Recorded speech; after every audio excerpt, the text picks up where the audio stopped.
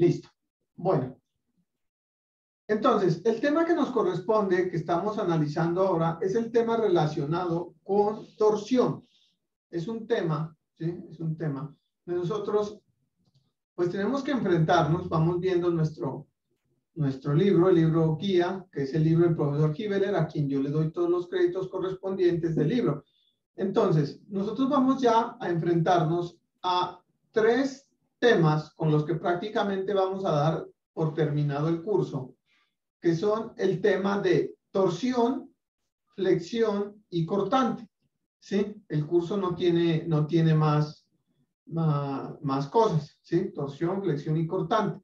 Entonces, vamos a revisar prácticamente el tema de torsión, correspondiente a esto. Como les he dicho y les decía antes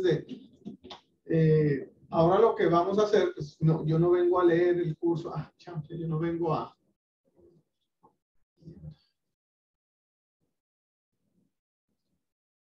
Listo. Entonces, vamos a revisar, ¿sí? Vamos a revisar específicamente el tema de torsión.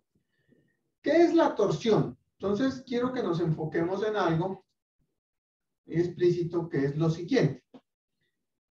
Miren, cuando nosotros tenemos un efecto, permítanme un segundo, por favor, abro la aplicación.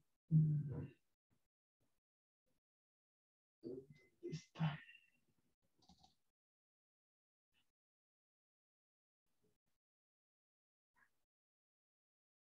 Listo.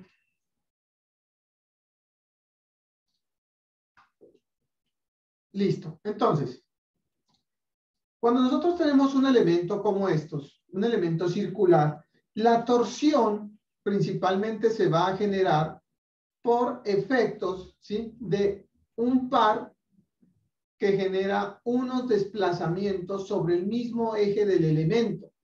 La torsión se puede generar sobre cualquier elemento prismático. Hay que ser claro, la torsión puede ser por elementos circulares, por elementos triangulares, por elementos rectangulares, cuadrados, pero dada la complejidad de las matemáticas que llevan una geometría diferente a la circular, lo que se pretende siempre en estos cursos es fundamentalmente, ¿sí?,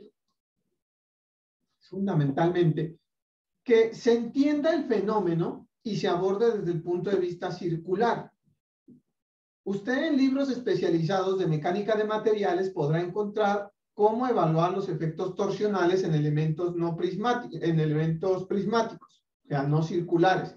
Pero eso se sale generalmente de los textos de ingeniería de pregrado, ¿sí? Entonces, quiero ser enfático en eso porque nosotros simplemente en todos los cursos, en todas las facultades acá, nos encomiendan estudiar el efecto en elementos circulares.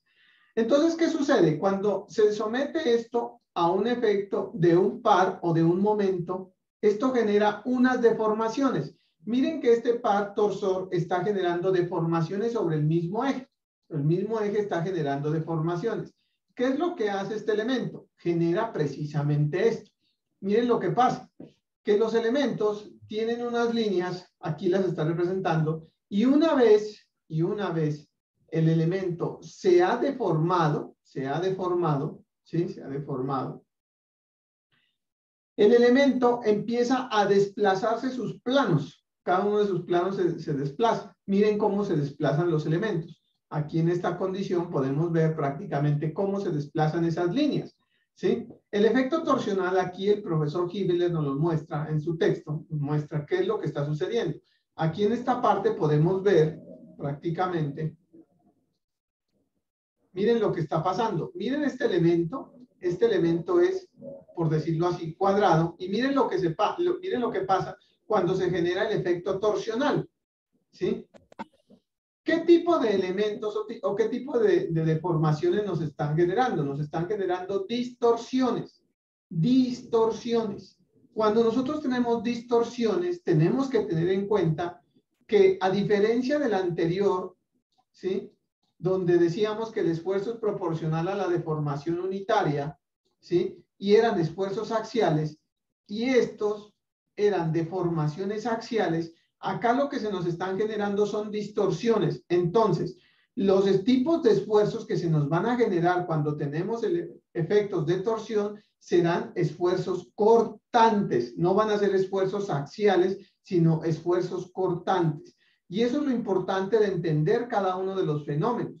Cuando nosotros nos encontramos con un fenómeno de carga axial, ¿sí? Lo que nos está generando en realidad una carga axial sobre un elemento, lo que nos está generando son deformaciones unitarias, o sea, en este caso, este se acorta, o en el caso contrario, ese se alarga, que era lo que nosotros acabamos de salir a discutir. En este caso, lo que nos vamos a encontrar, bueno, disculpen, y aquí vamos a encontrar esfuerzos de origen axial. En la torsión, lo que nosotros nos estamos encontrando es a que revisamos el efecto, pero de distorsiones. Entonces, el efecto torsional o el efecto de torsión, lo que nos va a causar principalmente, lo que nos va a causar es esfuerzos de origen cortante, esfuerzos de origen cortante. Eso es como lo más importante que nosotros en este punto tenemos que conocer, ¿sí? Que cuáles son los esfuerzos. Miren aquí, prácticamente, en este dibujo podemos ver lo que está sucediendo.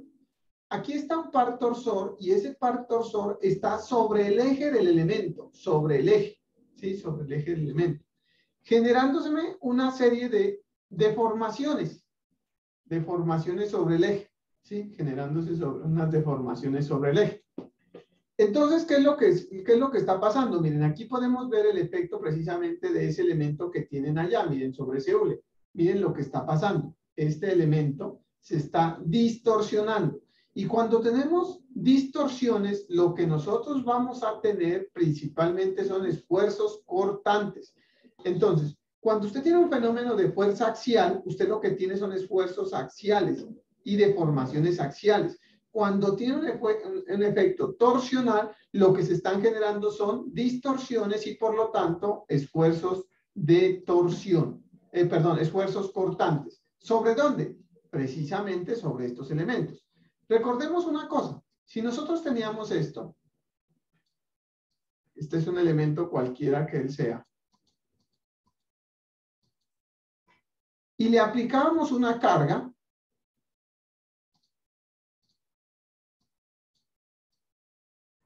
¿sí?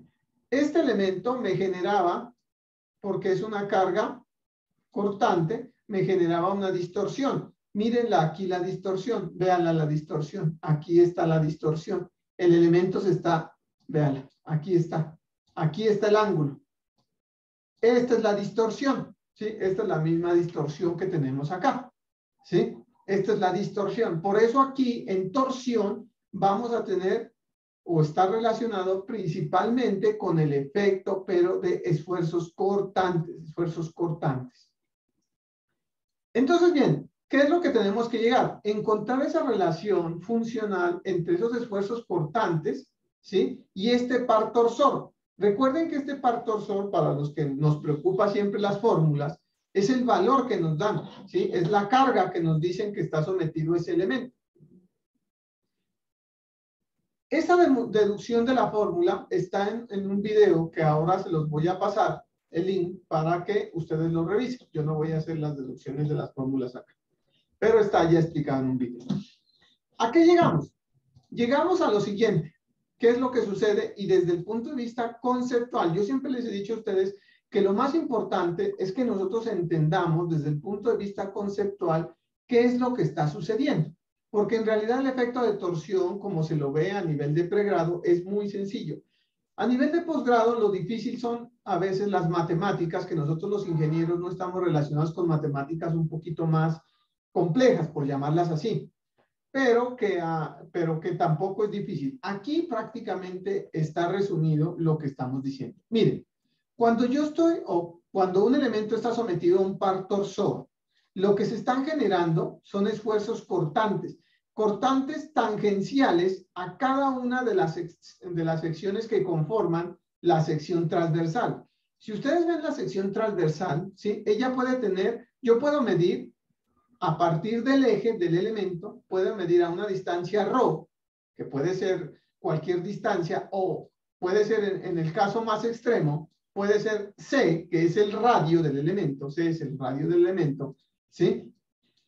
Rho puede ser cualquier distancia o C.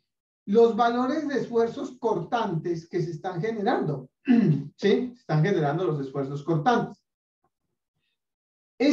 Hay una relación funcional, ¿sí? Directa entre los esfuerzos cortantes y la distancia que tenemos los esfuerzos cortantes. Entonces, esto es una relación funcional, obteniéndose los mayores esfuerzos cortantes, muchachos, debidos a torsión, en la parte máxima del elemento. Y, lógicamente, 0 en el punto inicial. Cuando hacemos esta relación funcional, o desarrollamos esta relación funcional, nos encontramos a que la fórmula, como nos gusta a nosotros los ingenieros, es que el esfuerzo cortante en cualquier punto va a ser igual a T, que ¿quién es T? T es el par torsor que les están dando ustedes de análisis. Este es un valor que siempre les van a dar. O sea, T vale tanto. C, ¿quién es C? C es el radio del elemento que ustedes tienen. C es el radio, ¿sí? ¿Que también puede ser Rho? Sí. Si usted no quiere evaluar los esfuerzos máximos, sino aquí en este punto, pues va a ser Rho, la distancia a la que quiere evaluarlo. Sobre J. ¿Y quién es J? J es lo que conocemos como el momento polar de inercia, ¿sí? El momento polar de inercia. ¿Y cómo se evalúa el momento polar de inercia? El momento polar de inercia, ¿sí? Es un elemento muy sencillo cuando tenemos precisamente secciones circulares. No es otra cosa que pi medios por c a la cuarta. Es aquí donde viene a veces la complejidad precisamente de esta expresión, ¿sí? Es aquí donde viene la complejidad, porque calcular J a veces, la relación entre C y J de elementos con otras geometrías diferentes a la cuadrada o a la, perdón, diferentes a la circular, como la cuadrada o la rectangular o cualquier tipo, es bastante dispendioso, ¿sí? Es bastante complejo. Entonces, por eso es que lo importante que toman todos los textos guías en este tipo de casos es entender muy bien el concepto de que el efecto torsional no es otra cosa que el efecto de esfuerzos cortantes que se generan ¿dónde? Se generan en su punto. Bien, J, entonces J, pues lógicamente, ¿sí? Está aquí como pi medios por c a la cuarta, o si usted tiene un elemento, una varilla así, hueca, una varilla hueca, ¿sí? Una varilla hueca. El momento polar de este elemento va estada como pi medios por el radio exterior menos el radio interior y eso a la cuarta potencia. Aquí se puede ver efectivamente qué es lo que está sucediendo cuando nosotros tenemos el efecto torsional de estos elementos. Cuando tenemos el efecto torsional, cuando este elemento está generando torsión, lo que está generando son esfuerzos de origen cortante en cada una de las secciones, ¿sí? Y entonces usted dirá, pero bueno, entonces, ¿cómo evalúo este esfuerzo cortante en cualquier punto? Entonces usted viene acá y dice, vea, el esfuerzo cortante en cualquier punto es muy fácil de evaluar. El esfuerzo cortante no es otra cosa que el momento torsor, que es el que le está diciendo, el punto al que usted lo quiere evaluar sobre J, que es el momento polar de inercia. Lo importante, muchachos, de estos temas, de estos últimos 3 temas que vamos a ver nosotros a partir de ahora, en nuestro último mes de clase, es tener claridad sobre los mismos conceptos o con los conceptos mismos que estamos estudiando, porque esto es lo que nos va a dar pie para poder entender todo lo que nosotros podemos interpretar a nivel de estructural. Entonces, un par torsor, por ejemplo, miren aquí, este señor está generando un par torsor o un par, como decíamos en estática, un par. Generamos un par, aquí está el par y este elemento está generando torsión. Un caso clásico donde usted puede ver la torsión es en los cardanes de los carros. Mire el ejemplo que nos presenta este profesor. Es un cardán de un carro que lógicamente ya falló, pero que esto es por efectos de torsión. Yo les decía a ustedes, muchachos, que una explicación un día que me dio un muchacho de una universidad me pareció muy bonita, es el efecto de cuando se moja la toalla, que estamos en piscina o en baño, y ¿qué es lo que hacemos todos? Cogemos, doblamos la toalla y la torcemos. Eso es torsión, ¿sí? Eso es torsión. Bueno, tenemos una cosa importante aquí que analizar, es que miren, y esto es importantísimo tenerlo claro. Miren el efecto de las fallas que se pueden presentar por torsión. Cuando un elemento sufre condiciones de torsión, miren por dónde falla, longitudinalmente. Si este elemento fallara por, digámoslo, por fuerzas de tensión, ¿cómo va a ser? Pues se va a partir por acá. Si va por compresión, se va a hundir o se va a pandear así grande, ¿sí? Miraremos más adelante eso. Entonces, por ahora tenemos que tener en cuenta que si es una falla de tensión o de compresión, ella va a ser perpendicular al eje, pero que si es una falla de torsión, ella es por una condición longitudinal. Y eso es importante tenerlo en claro, porque muchas veces a ustedes como ingenieros los invitarán y les dirán, bueno, ingeniero, lo que pasa es que necesitamos que venga y haga una evaluación de lo que está sucediendo, ¿sí? Cuando usted hace una evaluación de eso, muchas veces le dicen a usted, bueno, pero quisiéramos saber por qué falló ese elemento, ¿sí? ¿Por qué falló ese elemento? Entonces, esa condición de ese elemento es la que usted, pues dependiendo la falla, cómo esté mirando en el proyecto, pues se va a dar cuenta cómo fue que en realidad falló ese elemento. Bien. Muy bien. Entonces, ¿qué es lo que sucede acá? Pues eso es una fórmula, discúlpeme que sea despectivo, es una fórmula, discúlpeme, muy tonta, que simplemente, que muchas veces a usted lo que le dice, haremos ejemplos, pero haremos ejemplos que le dicen que cuál es el esfuerzo máximo que usted tiene al final de acá. Pues simplemente reemplazar en la fórmula, le dan el par, le dan el radio y listo, con eso usted encuentra. Pero lo importante es entender en realidad el fenómeno. Bien, ya miraremos esto. Ahora bien, ¿qué es lo que sucede? Al igual que nosotros como teníamos en elementos axiales, ¿sí? Al igual como teníamos en elementos axiales, nosotros también podemos saber cuánto se rota. Miren lo que está pasando. Cuando nosotros teníamos esta expresión E sobre E, logramos deducir que la deformación no era otra cosa que P por L sobre E por A. ¿Sí? E por A. Logramos deducir eso. Y dijimos que esta era la deformación que tenía el elemento y ustedes hicieron ejercicio. ¿Y esto quién era? Esto era en una fuerza axial, ¿cuánto era lo que se deformaba el elemento? Decían, esto es la deformación. En este caso, también se puede evaluar, lógicamente, no cuánto se va a deformar, sino cuánto se va, bueno, sí, en realidad cuánto va a deformar, pero cuánto se va a deformar en ángulo, o sea, cuánto va a girar. Esa deducción de esta fórmula, lógicamente, también la tenemos en el elemento, y lo que se va a girar el ángulo va a estar dada por esta expresión, ¿sí? Como la integral de 0 a L de Tx de x, j de x sobre gx, donde si el par torsor es constante, esto es Ale, si el elemento tiene una sección constante, esto es Ale, si este es el módulo de rigidez y es constante, este es Ale, ¿sí? Y la integral de 0 a L de dx, pues es L. Lo que gira, y aquí podemos verlo claramente, lo que se gira el elemento, ¿sí? Lo que se gira, el ángulo, está dado por T por L sobre JE. ¿Listo? Eso es lo que se gira el elemento. El par torsor por la longitud sobre J por G. Eso es realmente lo que se va a girar el elemento.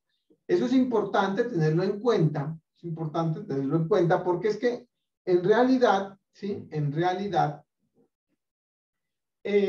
nosotros necesitamos saber cuál es el ángulo que genera o la distorsión o la deformación que genera este elemento debido a un par torsor. Entonces, recuerden ustedes por allá, miren, y aquí se las coloco, que la deformación no era otra cosa que P por L sobre E por A. Miren que prácticamente es la misma. En este caso, P es el par torsor, L es la misma L, J, ¿sí? Es una propiedad geométrica que en este caso Acá es el momento polar, acá sería el área, y G, que es el módulo de rigidez, y aquí sería el E. Recuerden que G, el módulo de rigidez, no es otra cosa que E, el módulo de elasticidad, sobre 2 por 1 más nu, ¿sí? 2 por 1 más nu.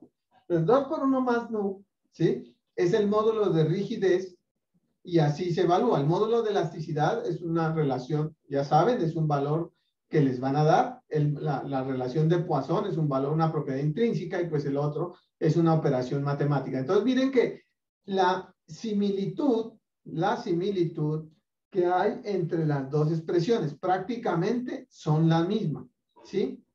En fórmula son exactamente la misma E y G. Entonces hay que tener en cuenta que esta condición pues es muy similar.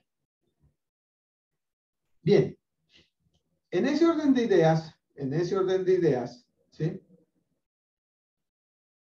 ¿Qué es lo que sucede? ¿Sí? ¿Qué es lo que sucede? Lo que sucede es que muchas veces, ¿sí? Muchas veces, nosotros podemos tener una situación en las cuales vamos a tener múltiples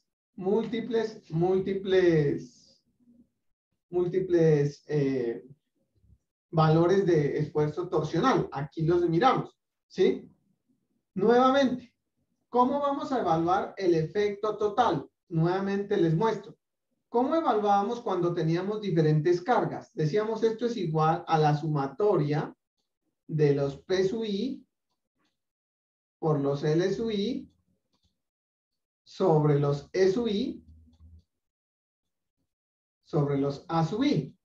Y empezamos a hacer ejercicios y empezamos a revisar y a mirar estas condiciones. En este caso, ¿qué es lo que estamos haciendo? En este caso, lo que estamos haciendo es exactamente lo mismo. Vamos a sacar lo que se conoce como un diagrama de esfuerzo, de momentos torsores, para poder evaluar en cada segmento, así como evaluábamos en fuerza axial, es exactamente lo mismo, pero ahora lo que hay que sacar son esfuerzos torsores, ¿sí? Para ver el efecto de cada una de las condiciones. Pues es exactamente igual a lo que estamos haciendo. Es exactamente igual a lo que estamos haciendo. ¿Y eso a qué nos va a llevar? A deducir y a demostrar, ¿sí? ¿Cuál es el efecto neto final que vamos a tener? Aquí tenemos ejercicios resueltos, ya les he dicho, los ejercicios resueltos no los hago, pero aquí les puedo mostrar cuál es el efecto total de esas condiciones. Miren que la fórmula, por llamarlo así, la fórmula es exactamente la misma. Es exactamente la misma que teníamos. Este caso solamente se presenta en fuerza axial y en esfuerzo y en torsión. No se presenta en más. No van a pensar que todo es la misma fórmula. No. Solamente se presenta en esos dos casos similitud. De lo que es el momento flector y el otro, pues no se va a presentar. Entonces tengan en cuenta con esto que en realidad esto es muy sencillo, ¿sí? De evaluar. Y hay unos ejercicios que son prácticamente evaluar el efecto, ¿sí? El efecto cuando tenemos cargas no distribuidas. Bueno.